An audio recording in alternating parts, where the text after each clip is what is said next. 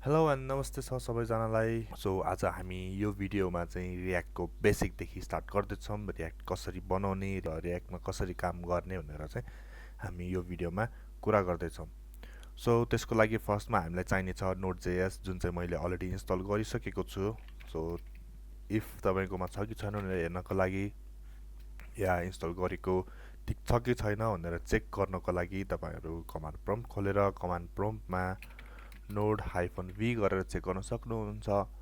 यसले नोडको भर्जन देखाउँछ र यो सँगसँगै हामीलाई npm पनि चाहिने हुन्छ। सो त्यसको लागि पनि हामी npm चाहिँ नोडसँगै इन्स्टल हुन्छ। सो त्यसको लागि पनि npm -v गरेर चेक गर्न सक्नुहुन्छ। सो मेरो चाहिँ यता नोड भर्जन 20.17.0 छ भने npm चाहिँ 10.8.2 छ। सो यति गरेपछि हामी चाहिँ अब रियाक्ट सुरु गर्नलाई रेडी छौँ। सो रियाक्ट सुरु गर्नको लागि चाहिँ हामीले अर्को एउटा मेन कुरा चाहिने भनेको आइडी। सो आइडीको लागि चाहिँ मैले यता VS कोड इन्स्टल गरेको छु। सो तपाईहरुले चाहिँ आफ्नो इच्छा अनुसारले जुन आइडी सजिलो लाग्छ त्यो युज गर्दा हुन्छ। सो अब त्यस रियाक्ट सुरु गर्नको लागि चाहिँ हामी यहाँनिर टर्मिनल खोल्छौँ। टर्मिनल खोलेर आफ्नो डिजायर्ड लोकेसनमा जान्छौँ। सो म चाहिँ अब डी मा बनाउँदैछु। सो यसमा गएर रियाक्टको प्रोजेक्ट सुरु गर्दाखेरि चाहिँ हामीसँग दुईटा मेथड छ, एउटा क्रिएट रियाक्ट एप भनेर र अर्को चाहिँ वीटको through. So create React app चाहिँ अलरेडी डेप्रिकेटेड भएको कारण म चाहिँ यहाँनिर वीट युज गर्दैछु। सो वीटमा चाहिँ हामीले रियाक्ट प्रोजेक्ट क्रिएट गर्दाखेरि चाहिँ npm create वीट भनेर लेख्छौँ। सो यो क्रिएट वीटले चाहिँ हाम्रो अब रियाक्टको प्रोजेक्ट सबै बनाइदिन्छ र यसमा हामीले अर्को एड गर्न सकिने भनेको लेटेस्ट भनेर राख्न सकिन्छौँ, जुनमा चाहिँ डिपेन्डेन्सीहरू सबै लेटेस्ट भर्जनको चाहिँ इन्स्टल गरिदिन्छ। यति गरेर हामीले इन्स्टल गरिसकेपछि यहाँनिर प्रोसिड गर्ने हो कि भनेर चाहिँ देखाउँछ। सो यसमा वाइ गरेर इन्टर गर्छौँ। सो यसपछि तपाईँलाई चाहिँ प्रोजेक्टको नाम माग्छ। सो यसमा चाहिँ अब आफ्नो जे प्रोजेक्ट छ त्यसको नाम राख्न सक्नुहुन्छ। सो अहिले चाहिँ यसमा म रियाक्ट ट्युट्स भनेर राख्छु र इन्टर गर्छु र प्याकेजको नाम पनि सोध्छ। प्याकेजको नाममा हामीले अब यतिको पनि इन्टर गरेर अर्को स्टेपमा जान सकिन्छ। र यसपछि चाहिँ हामीलाई यहाँनिर कुन कुन फ्रेमवर्क एभाइलेबल छ र कुन फ्रेमवर्कमा चाहिँ हामी काम गर्छौँ भनेर सोधेको छ। सो हामी रियाक्टमा गर्दैछौँ। सो अफकोर्स रियाक्ट सेलेक्ट गरेर इन्टर गर्छौँ र हामीले रियाक्टमा चाहिँ टाइप स्क्रिप्ट युज गर्न सकिन्छ, जावा स्क्रिप्ट युज गर्न सकिन्छ। सो हामी अहिले चाहिँ जावा स्क्रिप्टको थ्रु जाँदैछौँ। सो हामी जावा स्क्रिप्ट सेलेक्ट गर्छौँ र यसपछि हाम्रो प्रोजेक्ट चाहिँ रेडी हुन्छ। या सो रेडी भयो। यसपछि यहाँ देखाएको अनुसारले सिडी रियाक्ट ट्युट्सको भित्र गएर हामी npm इन्स्टल गरिदिन्छौँ। सो यसले चाहिँ हामीलाई चाहिने डिपेन्डेन्सिजहरू चाहिँ सबै इन्स्टल गरिदिन्छ।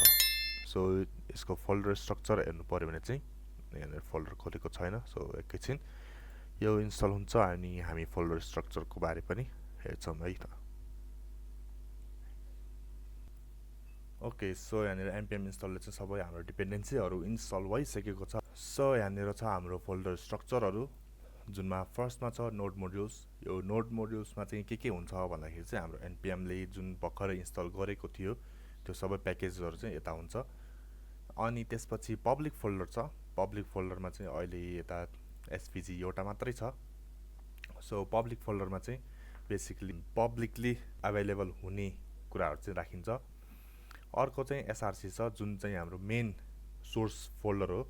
एसआरसी को भित्र चाहिँ सबै कोडहरू हुन्छ।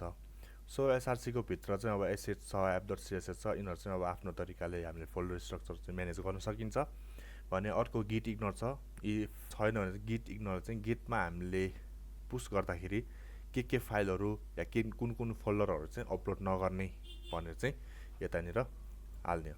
सो अर्को ESLint छ, यो जाभास्क्रिप्टको कन्फिग हो। index.html छ। सो index.html मा चाहिँ के हुन्छ भन्दाखेरि एउटा बेसिक HTML को फर्मेट हुन्छ र यसमा चाहिँ यो मेन स्क्रिप्ट चाहिँ राखिएको हुन्छ, जुनबाट चाहिँ हाम्रो यहाँ main.js बाट सबै रेन्डर हुन्छ। अर्को छ package.json। सो package.json मा चाहिँ हाम्रो डिपेन्डेन्सी कुन कुन इन्स्टल गरेको छ र कुन कुन इन्स्टल कुन भर्जनको छ भने चाहिँ यता देखाउँछ। सो अर्को रिडमी डट एमटी त अब भइहाल्यो, रिडमी अब यो प्रोजेक्टको बारे डिस्क्रिप्सनहरू लेख्ने। अर्को विट कन्फिग छ, हामीले विटको थ्रु युज गरेको भए चाहिँ यो विट कन्फिग आएको, यसमा चाहिँ केही प्रब्लम छैन। सो अब यसलाई रन गर्नु पऱ्यो, फेरि टर्मिनल खोलौँ।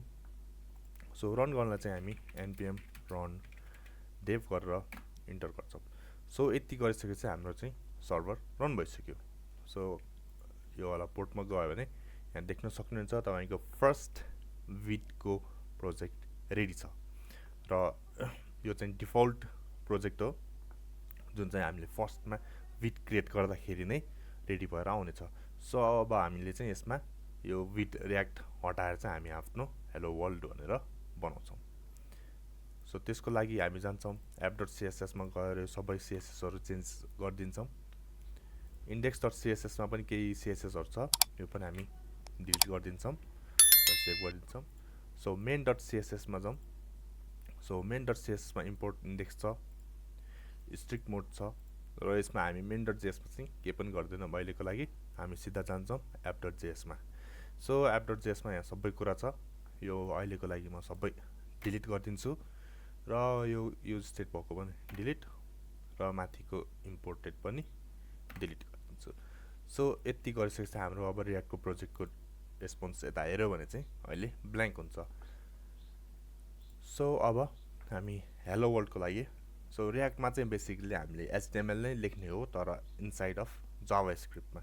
सो यो एउटा फङ्सन भयो जावास्क्रिप्टको, त्यसले रिटर्न गर्दैछ। सो रिटर्नमा हामीले HTML रिटर्न गर्दैछौँ। सो त्यसको लागि h1 ट्याग लिएर हेलो वर्ल्ड भनेर लेखिदियो भने सो यता चाहिँ हाम्रो फर्स्ट हेलो वर्ल्ड प्रोजेक्ट चाहिँ रेडी भयो। अब यसको लागि CSSहरू दिएर यसलाई सेन्टरमा राख्दियौँ। सो अब यसमा क्लास नेम तपाईँले युज गर्न सक्नुहुन्छ या डाइरेक्ट h1 लाई पनि टार्गेट गरेर युज गर्न सक्नुहुन्छ। सो app.cs मा जाउँ र h1 लाई टार्गेट गरेर हामी टेक्स्ट अलाइन सेन्टर गर्यो भने या सेन्टरमा आयो। सो अब यो होल स्क्रिनको सेन्टरमा लिएर आउनु पर्यो भने चाहिँ हामीले h1 लाई एउटा कुनै डिभले र्याप गर्नुपर्ने हुन्छ। सो डिभ, सो डिभले र्याप गरिसकेपछि चाहिँ हामी यता आएर डिभ र यसलाई अब सेन्टर गर्ने तरिका के छ भन्दाखेरि तीनटा मेथड छ। म अहिलेको लागि फ्लेक्स युज गरेर तपाईहरुलाई देखाउँछु। यदि तपाईलाई अरु मेथड थाहा छैन भने कमेन्ट गर्नु होला, म त्यो पनि भिडियो बनाउँछु CSS को बारे। सो अहिलेको लागि display flex, justify content center र अलाइन आइटम्स सेन्टर गरिदिन्छु। तर पनि यो अहिले सेन्टरमा आएको छैन। किन भन्दाखेरि डिभ को कुनै पनि हाइट र विड्थ हुँदैन। हाइट अहिलेको लागि म 100 ph र विड्थ को लागि म 100% राख्दिन्छु र अब हेर्नुस् तपाईको अगाडि छ हेलो वर्ल्ड सेन्टरमा।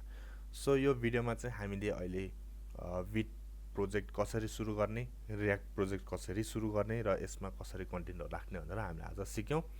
सो हामी अर्को भिडियोमा चाहिँ यसको केही कुराहरु, युज स्टेटहरु, कुनै एउटा हुकको बारे पनि हामी हेर्छौं। सो यो भिडियोमा चाहिँ यति नै। यदि तपाईलाई यो भिडियो मन परेमा लाइक, शेयर र सब्स्क्राइब गर्न नबिर्सनु होला।